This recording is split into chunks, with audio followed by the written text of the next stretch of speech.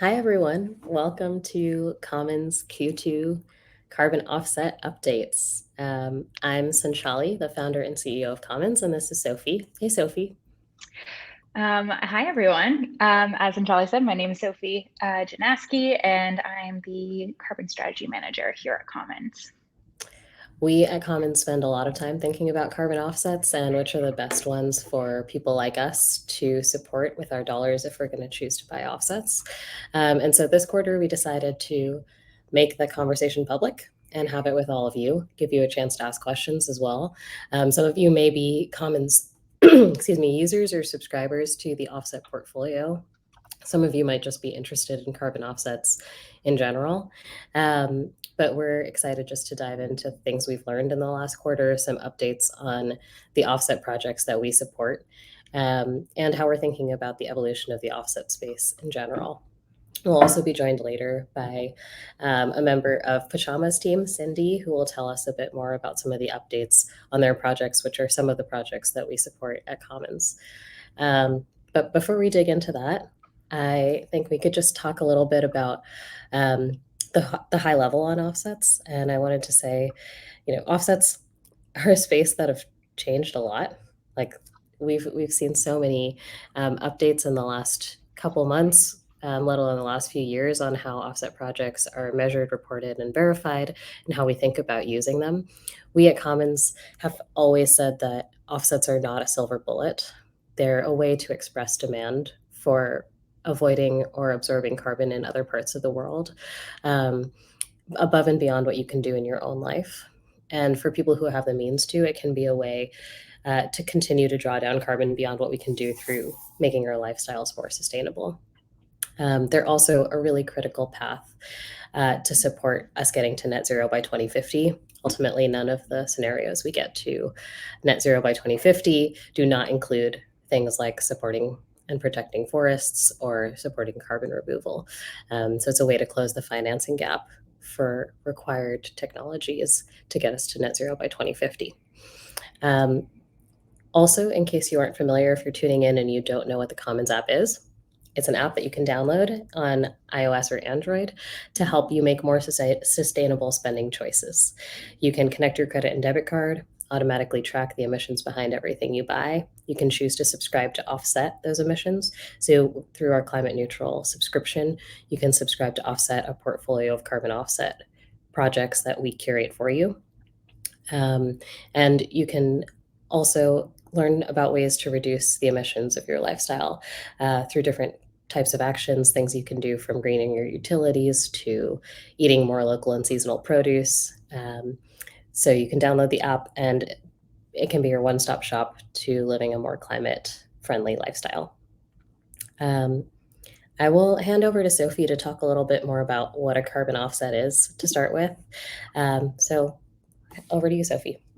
Yeah, definitely. I think just to level set, in case this is a new space for some of the folks who are tuning in, just wanted to level set with two really important questions. The first is, what is a carbon credit? And so a carbon credit represents 1 ton of carbon dioxide either removed or avoided from the atmosphere. And there's a number of different types of projects that can generate carbon credits. So you can see projects that are preventing deforestation or help farmers and ranchers adopt regenerative agricultural practices, or it could be directly sucking CO2 out of the air and storing it in a permanent fashion.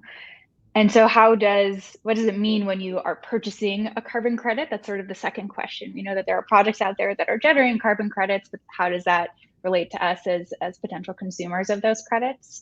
And so essentially folks can, individuals or companies can purchase carbon credits, and many use them as offsets. So essentially a carbon credit can be used as an offset to emissions that entity generates when you retire that carbon credit, specifically to offset part of your carbon footprint. So just wanted to level set between those two terms and how they connect to sort of our participation in the voluntary carbon markets.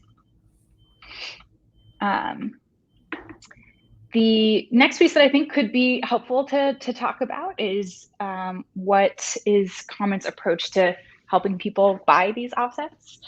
And so a few key points here. One, in our app, users have the option to offset their carbon footprint each month through our climate neutral subscription.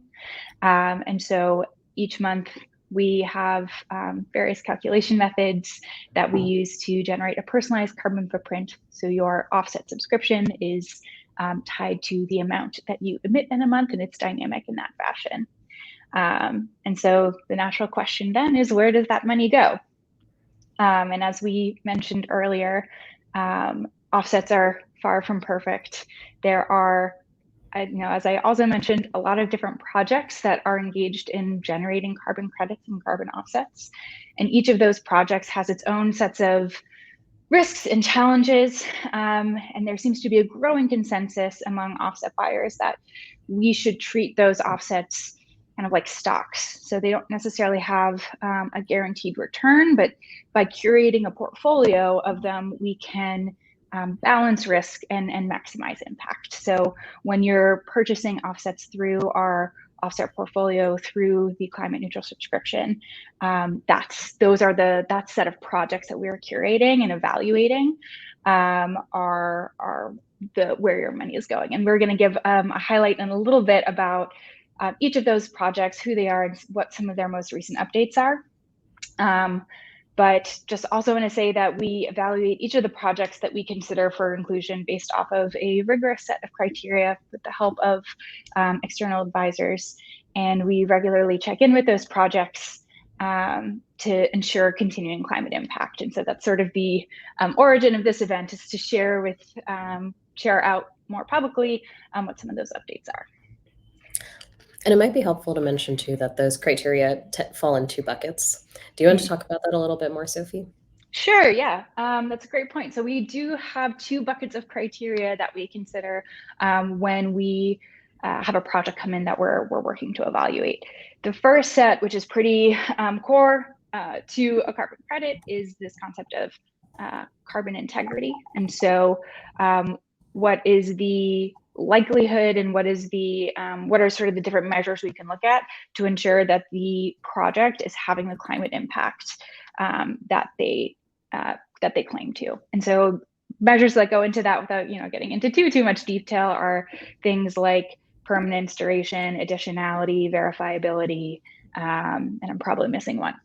The second set is this concept of transformative potential. So once something kind of crosses our threshold for carbon integrity, we also want to look at different elements of the project, like community benefits, ecosystem benefits, catalytic potential, these other elements of a project that, when you think forward to 2050 and beyond, if we manage to get to net zero and we're supporting these climate projects and solutions, are we living in a world that we want to be living in? And so some of those additional pieces, we also want to be supporting solutions that are moving in the direction of that world. Absolutely. Yeah, it's important to think about carbon and carbon integrity. Is this actually happening the way I want it to happen? And also beyond carbon, is this creating the world that I want to live in, that I want my children to live in, that I want future generations to live in? And so we do consider all of those things as we craft our portfolio. Great. Should we talk about some of the updates we've had most recently from our providers? Yeah, let's do it. Great. Commons Offset Portfolio Update Q2. Let's head into this.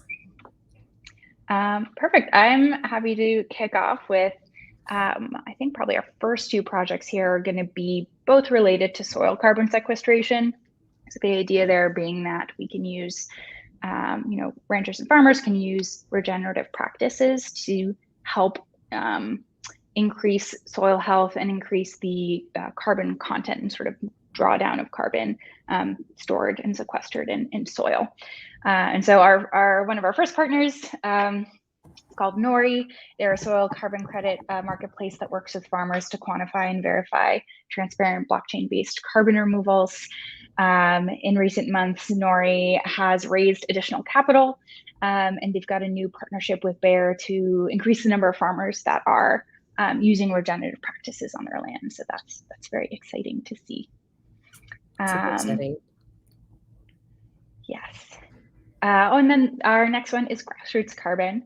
So they're another, again, soil carbon based project or provider. They work with ranchers to apply regenerative farming practices that help soil absorb more carbon. And last year, really exciting, they managed to pay out, I think, about $2 million to its participating ranchers. So it's a really important part to sort of expanding regenerative practices, is demonstrating to farmers some of the additional financial benefits that they can get if they make these changes. And they've also secured a partnership with Nestle to increase the sustainability of their US supply chain. So seeing some exciting growth there as well. Sanchali, do you want to take the next couple? Sure, I will. Let's talk about Charm Industrial, which is a kind of interesting example of a carbon offset, carbon removal company. They actually take leftover agricultural waste and turn it into bio oil, and then they inject that bio oil into wells underground in the earth where it can be stored permanently for millennia. Super interesting, innovative pipeline, a relatively new startup based out of San Francisco. Their operations are all across the mostly in the Midwest, though. And since the beginning of 2021, since we partnered with them, they've successfully removed 6,200 tons of carbon, which is super exciting. And they just recently announced a $100 million close of their Series B funding. So we're very excited for them. Overall, Charm hasn't had any other major updates in the last quarter. I think that they've continued to deliver on time and as expected. So we're excited to continue to partner with them. Running Tide is an ocean-based carbon project. They remove carbon by actually growing kelp seaweed in the open ocean and then sinking that kelp in these wooden structures into the bottom of the ocean so that it can be permanently stored on the bottom of the seafloor. Also relatively innovative and new. But in recent updates, Microsoft recently announced a big purchase from them, about 12,000 tons, which is bolstering their demand and helping them move along their scale pathway. And they also publicly released their measurement, reporting, and verification protocol so that folks can have input on that, on how they'll be reporting on impact. And we're excited that they now have a live dashboard for transparently reporting on their deployment, so we'll be able to keep more close track on our own offset projects for our customers.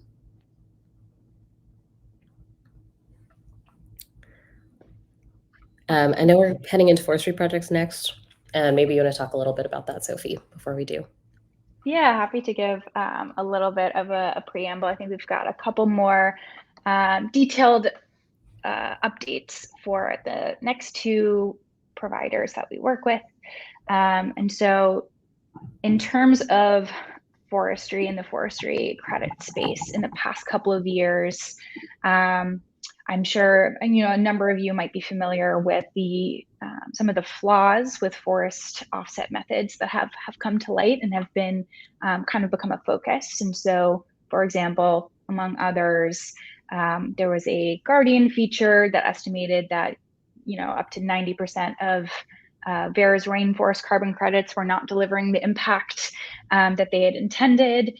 There have been a number of other features and just a lot of conversation in this space about how we know that forestry and protecting forests and regrowing forests is a really critical climate solution. And again, thinking forward to that 2050 timeframe and beyond, we know that support for forestry projects is going to continue to be really important in order to achieve our climate goals and again live in that world and that we want to be living in. And so this has been an area we've been giving a lot of thought to, and that we are really excited to have partnered with providers who are really transparent, really mission driven, and who are really dedicated to delivering the real climate impact that's needed in this space. And so first, would love to talk a little bit about NCX. And so as a reminder, NCX is a sort of their model involves paying landowners to not cut down their trees. One of the things that is really innovative about their approach is one, they were sort of enabling the participation of really landowners of all sizes in their projects, which sort of maximize near-term climate impacts of their projects. So that's sort of one really kind of innovative piece. Another really innovative piece that ended up being a bit more challenging to work through was the ways in which they were defining permanence and the magnitude and duration of their climate impact through kind of a methodology called tenure accounting. And so in really close coordination with their team, we've ultimately decided to remove NCX credits from our portfolio. Again, the driving factor behind this decision was how they were defining permanence and the kind of challenges associated with getting that definition in alignment with different verification standards and bodies. So we've ultimately decided to replace these credits with credits that fulfill the traditional definitions of permanence as defined by Vera and other standard bodies. But we are sort of, big fans of NCX and the innovative work that they've been doing to kind of push this space forward, and definitely really appreciate their commitment to ensuring that we're delivering on our promises to how the impact that we want our offset portfolio to have. Yeah, I think this has been such an interesting one, just to talk about NCX a little bit more. I think that their approach was really novel, and that was part of the reason why we were interested in supporting them in the first place, was the idea of being able to support near-term climate solutions like trees to not be cut down today, was very appealing, especially given that some of the portfolio has a future bent. Like some of our portfolios impact, including Charm and Running Tide. The vintages are farther in the future. These are very immediate, and they had this very interesting approach to additionality, really focusing on economic additionality, that we will like literally pay people to not cut down trees so we can be sure that these projects wouldn't have happened otherwise. I think that one of the big challenges with this model, though, is that they did have to come up with a perspective on what is the value of 1 ton of carbon prevented today versus a ton of carbon prevented that can be permanent over many years, and how many today tons do you need to make up a permanent ton or a ton over many years. And that discount rate question is a really hard question to answer, one that the community hasn't been able to come to a consensus on yet. And so it's been challenging because that discount rate is such an operating assumption. It's been really hard for the community to come around together and decide that this methodology can be broadly accepted. I think, I don't know what you think, but I think tenure accounting is not something that's going to go away as a concept. It's something that's going to continue probably to be debated. But it's just that that debate hasn't been resolved yet. And especially because we're using these carbon credits in our community to compensate for our own emissions today, we want to pick projects that have more guaranteed return in the near term to compensate for those emissions. But I think it's like they've been doing super interesting work. And again, we've been really impressed by the transparency of the team and their commitment to impact. I think that's something we've learned as well, as Commons, as we continue to update our portfolio going forward, is how critical working with impact-driven partners who are committed to transparency is, because the space is still evolving. And for people in our community, if you're buying offsets from Commons or you're interested in buying offsets as a customer in general, that's something I would really prioritize, is work with providers, whether it's us or not, but look for providers who are actually giving updates transparently on their projects and who are clearly committed to impact first, because of the lack of regulation in the space yet. It ultimately comes down to companies and individuals who are really committed to transparency, and a lot of our partners that we've been working with have been moving increasingly in that direction, which is really exciting. Yeah, I completely agree with that. I think that learning definitely is something over the past couple of years that we've been working on this offset portfolio that partners who are transparent and who are really mission driven and impact first are finding those partnerships are really critical. Anything else on NCX, Sanchali, or should I move on to Pachama? Let's move to Pachama. Wonderful. Yes, impact-driven and mission-driven partners is a great segue as we move into talking about Pachama. Pachama is verifies and monitors forestry carbon offset projects using satellite imagery and machine learning. So essentially, they're looking at a broad swath of more sort of traditional, for example, like Vera forestry projects and evaluating kind of the likelihood of whether or not the project is delivering the climate impact that that is intended, using a lot of sort of rigorous methodologies that they've been at the forefront of innovating and pushing forward and developing. And so we currently support in this portfolio 4 forestry projects through our partnership with Pachama. And recently, Pachama has actually updated its methodology to make it even more rigorous than it was before. So again, they're kind of continuing to innovate in this space, really trying to double down and reveal and ensure the climate impact of the projects that they're supporting on their platform. And as part of this kind of update to their methodology, though, it's been kind of revealed that there have been a couple of our projects in our portfolio that, are likely to not have had the climate impact that we had initially hoped. And we've been working really closely with Pachama to come to a solution that ensures that kind of the continued impact of our offset portfolio. And to dive a little bit deeper into that, we actually have Cindy from Pachama here to share a bit more about the projects, about kind of the solution that we're working towards, and what that means for our offset portfolio moving forward. Hi, Cindy. Oops. Hi. Hey, Thanks Cindy. for the introduction. Hi, team. Great. Well, sorry, I've also never done a LinkedIn Live, so appreciate everyone's flexibility here. But No, would it be of helpful, course. Sophie, if I did a quick just intro on the role and Pachama and all that good stuff? That would be fantastic. Yes, Okay. a brief introduction to yourself, a brief introduction to Pachama. Sure. If there's anything you'd like to add to my introduction, please feel free to fill in the gaps.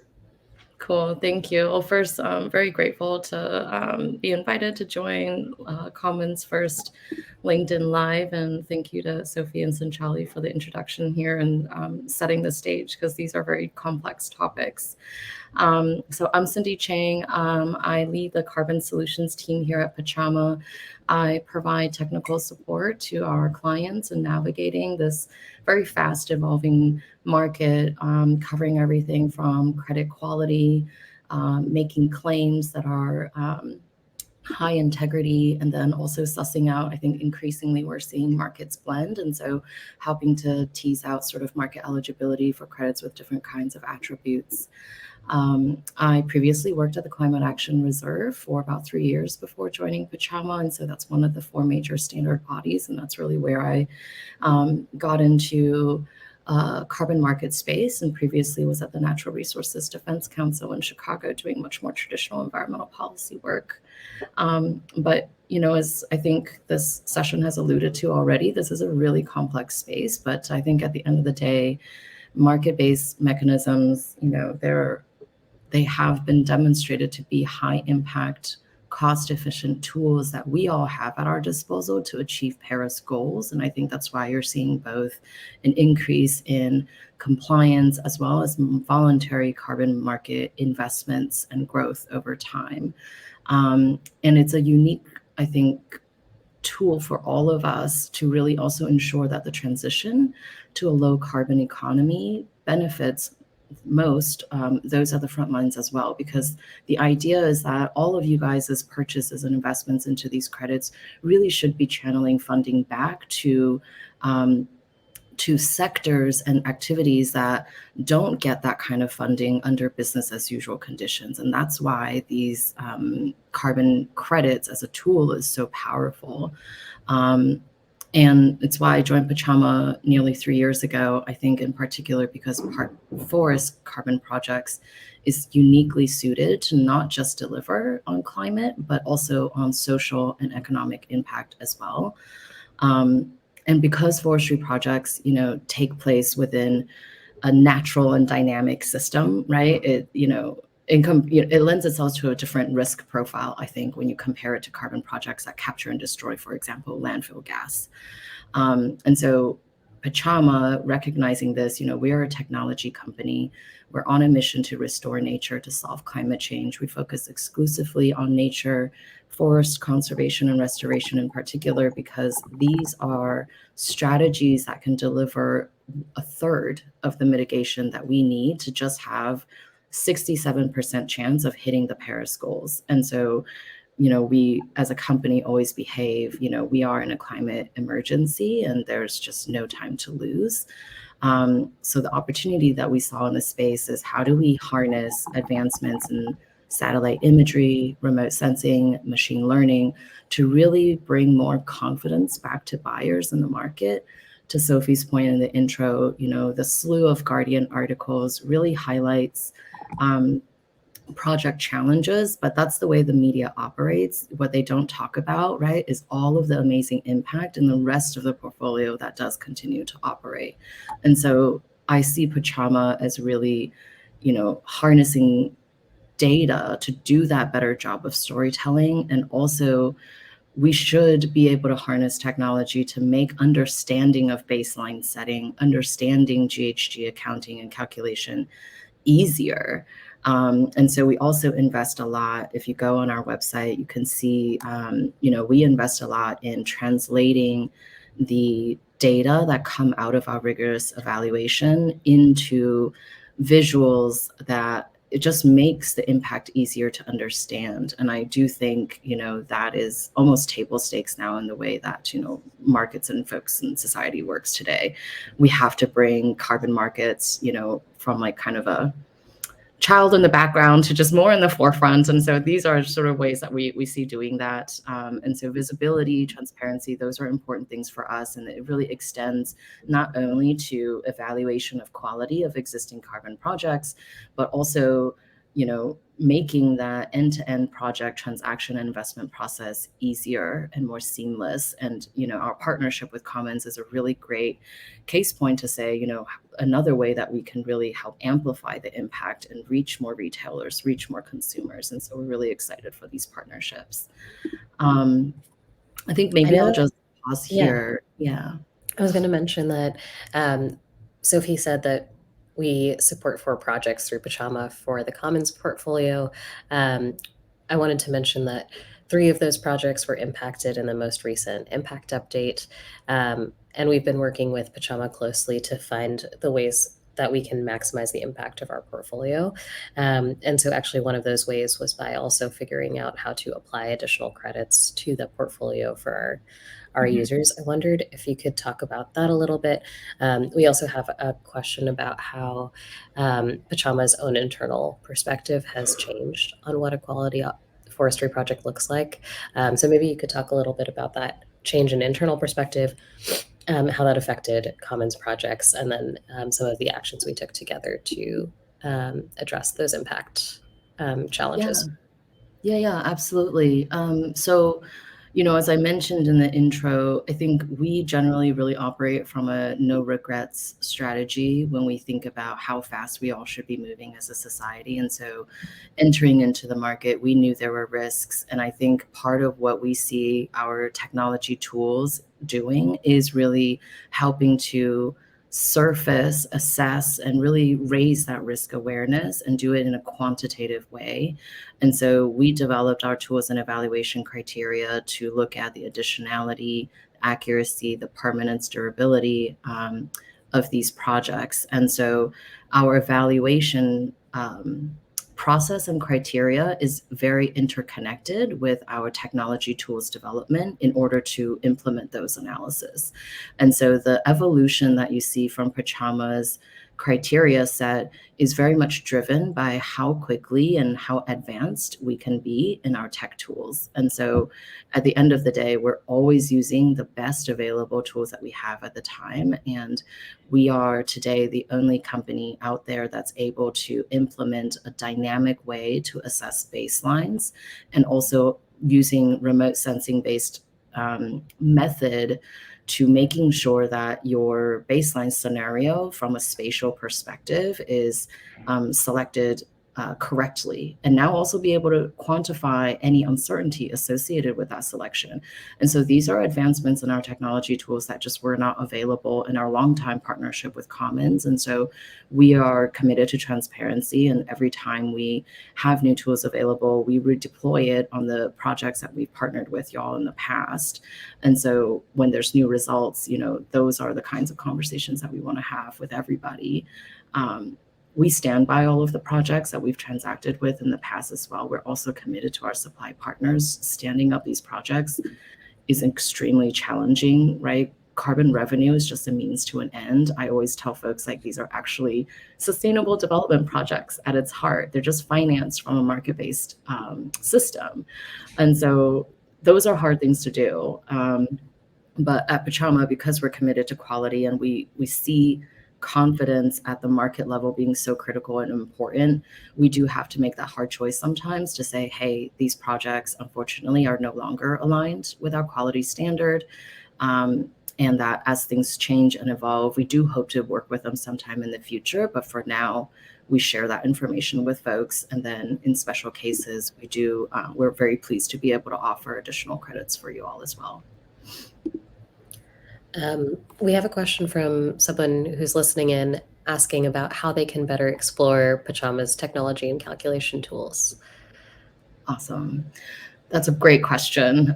Thank you for bringing that up. It's easier for me to make a pitch that way. So our website, our team works super hard on being transparent about our methodologies. And so you can actually go on our website.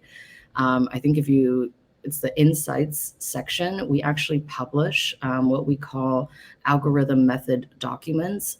These are actually pretty typical documents that you'll see for any remote sensing modeling. And so that is probably like the deep space that you want to dig into for folks that want to understand what are specific data sets, what is behind the code that we're writing, all of that good stuff. Otherwise, there's also easier to understand high level list of our criteria set. We have 15 checks. You can download that on our website as well. The tool I just mentioned around now being able to develop dynamic baselines using a remote sensing algorithm for the control area selection. Our team actually released a couple of weeks ago an awesome video on YouTube that is a very simple 1.5 minute explainer. I don't know how they pull that off. It's like a very complex concept, but I would definitely start there. Yeah. Awesome. Maybe we can share that in the comments after we're done. And from our perspective, this is a great example of why working with a transparent partner is really valuable. It takes an acknowledgement that we don't know everything yet in this space. Forestry, luckily, is a climate solution that's been around for a very long time. But in terms of our ability to use it as a compensation tool or as a protection tool against human-caused emissions, our understanding of that is still evolving. And I think we were excited to see Pachama release its new 2.1 criteria, and excited for the implications it'll have for hopefully working together in the future. But of course, it did have an implication on 3 of our projects, 2 of which the climate impact was affected, and 1 of which the community impact was affected. But we were able to work with Pachama's team to also apply credits to the Commons portfolio. And so we've shared more details on that with our customers directly, which is exciting and also completely not required by anyone in this space. As Cindy, you said, like all of us are entering into the space with the knowledge of the risks and the potential impact. And to Sophie's point earlier, we hope all of our stocks go up and to the right, but sometimes the market doesn't go where you expect it to. And so I think it's been a really interesting learning journey. And it, again, takes a commitment to impact in order to say that we're going to continue to raise the bar on our standards. And we need all forestry projects to be doing that. Yeah, absolutely. Wonderful. We also do have another question from one of our audience members.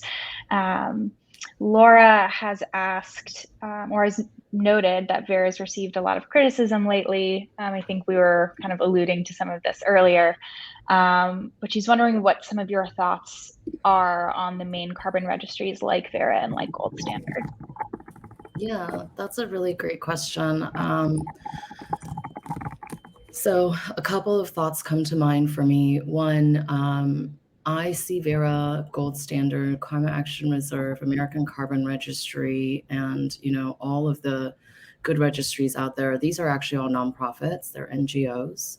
I see them as also being there from the very beginning, right? From the ground up. They've been around for at least as long as the market's been around. For those who don't know, I kind of tend to think about today's voluntary market as the VCM 2.0. There was the Clean Development Mechanism that started in the 90s when UNFCCC came together and was like, hey, we've got to do something about climate here. And so these registries have been around as long as that. That being said, for me, it's a demonstration of their ongoing commitment in the market as well. But they have, just like the rest of us, as much to learn. And I think as nonprofits, having historically worked at one, this is my first private sector gig. I always like to tell people, nonprofits just simply don't move as fast when it comes to technology adoption. And so we all, as market participants, have a responsibility to really push them to do better as well. And I think they're hearing folks loud and clear. We have a partnership with Vera. They are very open to trying new things. We're partnered with them to pilot a digital monitoring, reporting, and verification platform specifically for the forest carbon project type.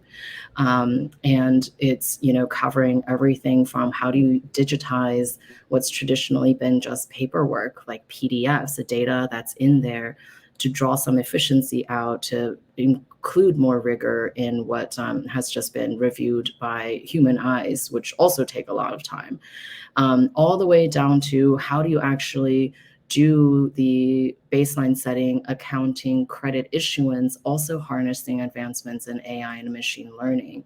Many other sectors that in the consumer market today are able to deploy these advancements in technologies and see benefits from that. And so we see this as, kind of a two-way street. We all have a responsibility to push them. They have a responsibility to respond. And I think we're seeing progress. For us at Pachama, we, as a startup, of course, always want to move faster. And so we're partnered as well with, private sector companies like Salesforce, like Shopify, to really help move that needle. And these are, at the end of the day, the buyers' voices are the loudest when the registries see dynamic baselines work. We're starting to see them incorporate that too in their methodologies. Yeah. It's been really interesting for us too as buyers navigating the space. I think we felt that a lot of the startups and companies we're working with on the supply side are really pushing innovation, which is great because we need to move faster and scaling up these technologies.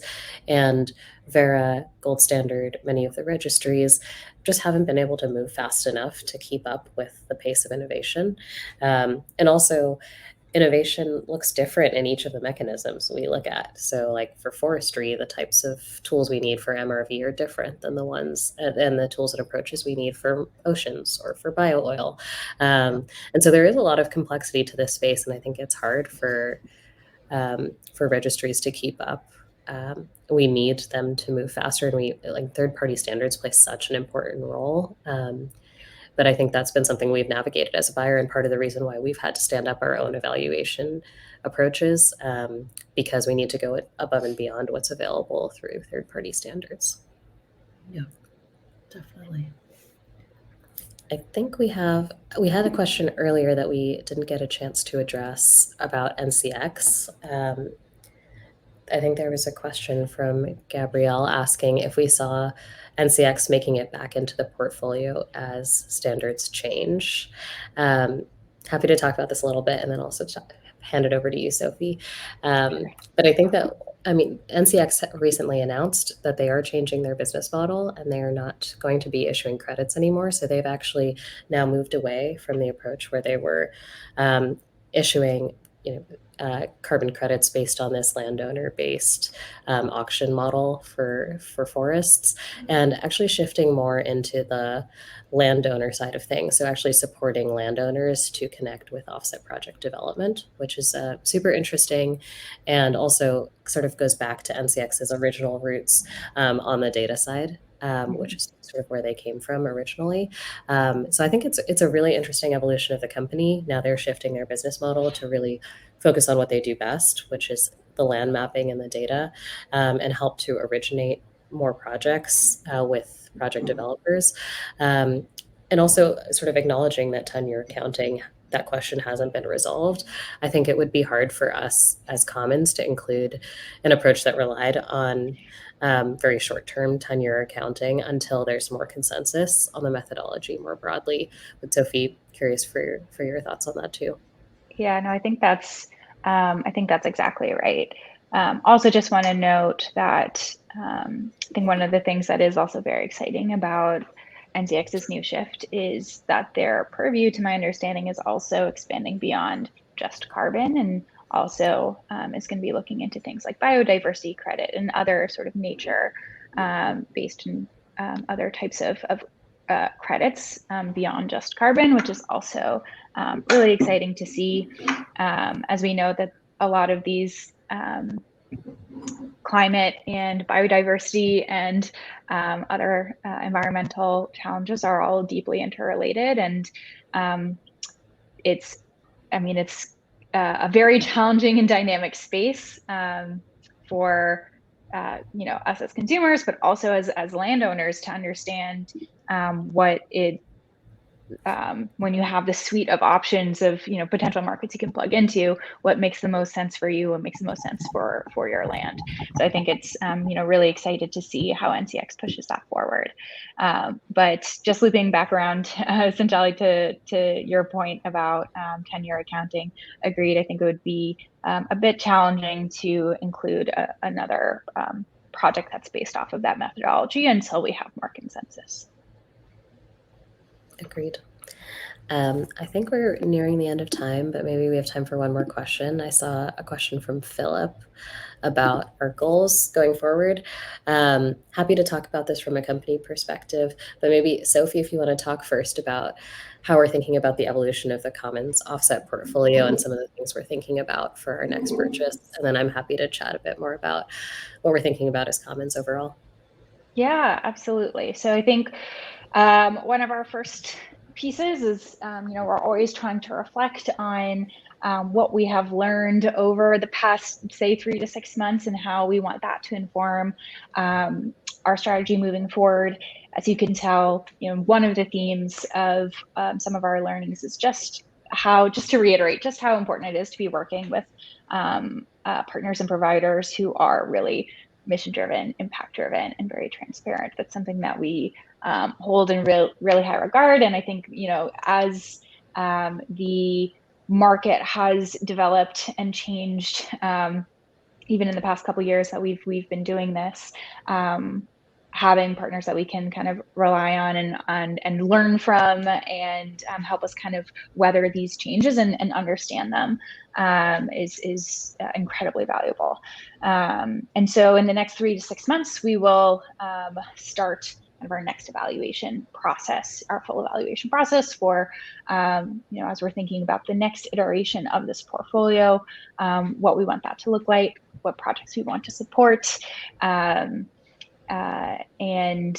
I mean, a bit of a side note here. Well, it's not a side note, but something that we haven't yet mentioned is one of the things that we are also trying to do is align our portfolio in with a set of principles called the Oxford Offsetting Principles. And so part of that is supporting increasing the proportion of long duration projects that we're supporting over as sort of the years go by. And so we'll be kind of delving back into that, sourcing projects to evaluate, considering potentially additional partners as well to include in the portfolio. So definitely stay tuned in the next 3 to 6 months, and I'm sure we'll have further updates then. Yes, definitely. I think durability of carbon credits is a really interesting and important aspect of our portfolio, and will certainly continue to be a part of our evaluation process going forward. And one of the things we're thinking about as we acknowledge the continued evolution of the supply side as well. Talking a bit about how Commons is approaching the next 3 to 6 months. For us, our biggest focus right now is helping people make more sustainable spending choices. And so the offset portfolio is one way that people can compensate for the emissions beyond their control. But we also want to help people actually reduce the emissions of their lifestyle and hopefully save money and make their lives better while they're doing it. That's how I got started on this journey, was myself trying to find ways to make my lifestyle more sustainable. And the good news is we now have a lot of incredible data about how you can do that. We found in 2022, our average user who was tracking their emissions based on their credit card spending actually lowered their emissions by 20% through various forms of actions, lowering their emissions from utilities, transportation, shopping. And so actually that's an area that we're working on some new features in. So watch this space. If you're a Commons app user, you should be getting in some updates soon on some new features that will help you get recognized for more sustainable spending choices, and also get recommendations for lower carbon opportunities to spend money. So we'll be sharing some more updates on that. And if you don't already, follow us on Instagram or check out our blog on the website for new content we're putting out every day. Thank you everyone so much for joining. This was really fun. Thanks, Cindy, Sophie. And always happy to chat more about offsets if you want to comment in this after this is done, or you want to send us a message at info@thecommons.earth. Sophie and I and our carbon team are here and happy to answer questions. Thanks so much. Thanks, everyone. Have a good Right. day. Bye, everyone. Bye. Bye.